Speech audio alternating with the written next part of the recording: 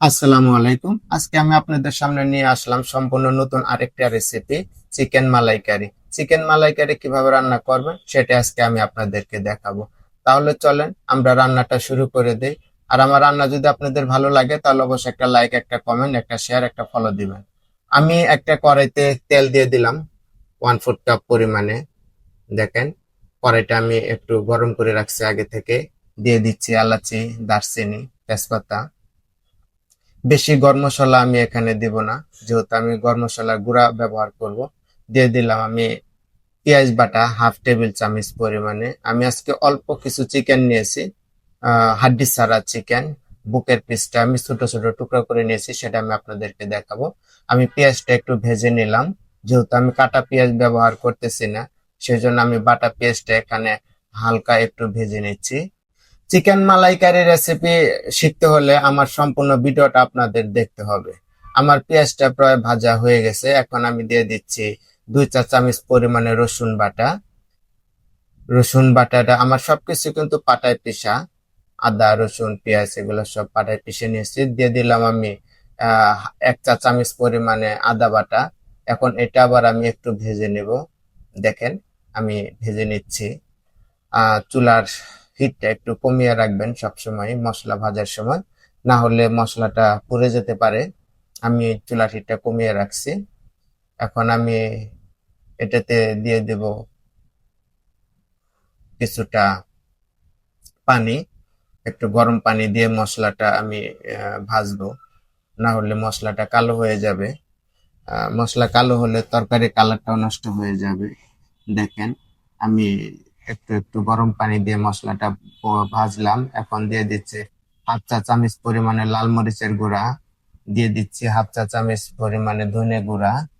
দিয়ে দিচ্ছি 1/4 চা চামচ পরিমাণে হলুদের গুঁড়া। আর দিয়ে দিচ্ছি স্বাদ মতো লবণ। এখন এটা আমি আস্তে আস্তে গরম পানি দিয়ে আস্তে আস্তে ভাজবো। ভালো করে ভেজে নিতে হবে, মশলাটার গন্ধটা যাতে বাইর হয়ে যায় সেই পরিমাণে ভাজতে হবে। আমি দিয়ে দিচ্ছি এখন কিশমিশ আর পেঁয়াজ বেরেস্তা বাটা রাখছিলাম, সেটা দিলাম 1/2 টেবিল চামচ পরিমাণে। আর দিয়ে দিচ্ছি আমি বাদাম বাটা, 1/2 টেবিল চামচ পরিমাণ বাদাম বাটা দিয়ে দিলাম। আমার সম্পূর্ণ ভিডিওটা দেখবেন, তাহলে বুঝতে পারবেন আজকের ক্রিমি ক্রিমি চিকেন মালাইকারি রেসিপিটা। আমার মশলাটা প্রায় বোনা হয়ে গেছে, আমি আবার একটু পানি দিয়ে দিলাম। অবশ্যই মশলাটা আপনারা গরম পানি দিয়ে হালকা হালকা করে গরম পানি দিবেন আর নাড়াচাড়া করবেন। দেখেন আমার মশলাটার কালার কি হয়েছে, সম্পূর্ণ মশলাটা বোনা হয়ে গেছে, তেল উপরে চলে আসছে। দেখেন, আমি চিকেন দিয়ে দিলাম, ছোট ছোট কিউব করে কাটা। আমি বুকের মাংসটা ব্যবহার করছি, এটা ব্রয়লার চিকেন। সো আমি দিয়ে দিলাম চিকেনটা। এখন এটা ভালোভাবে একটু নেড়ে চেড়ে ভুনে নেব কিছু সময়। আমি আজকে অল্প করে চিকেন নিয়েছি, আপনাদেরকে শুধুমাত্র সম্পূর্ণ নতুন একটা রেসিপি উপহার দেব, সেই জন্য। তো আপনারা দেখতে থাকেন আজকের চিকেন মালাইকারি। চিকেনটা আমি বারবার নেড়ে চেড়ে নেব। দেখেন, এখন আমি একটু একটু টক দই দিয়ে মুরগিটা ভুনবো, কারণ এখনকার টক দই দিয়ে ভুনবো, পানি দিব না। পানির জায়গায় আমি টক দইটা দিচ্ছি, টক দই দিয়ে ভুনতেছি মুরগিটা। মুরগিটা ভুনতে ভুনতে মুরগির পানিটা শুকিয়ে যাবে, আপনার তেলটা উপরে চলে আসবে।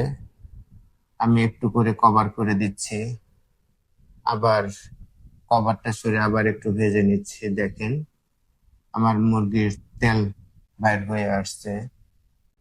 আমার মুরগিটা বোনা হয়ে গেছে, এখন আমি এটাতে গরম পানি দিয়ে দেব। আমি দিয়ে দিচ্ছি গরম পানি। সম্পূর্ণ মুরগিটা সিদ্ধ হবে, প্লাস এখানে একটু গ্রেভি থাকবে, বেশি থাকবে না, হালকা গ্রেভি থাকবে। আমি সেই পরিমাণে পানি দিয়ে দিচ্ছি।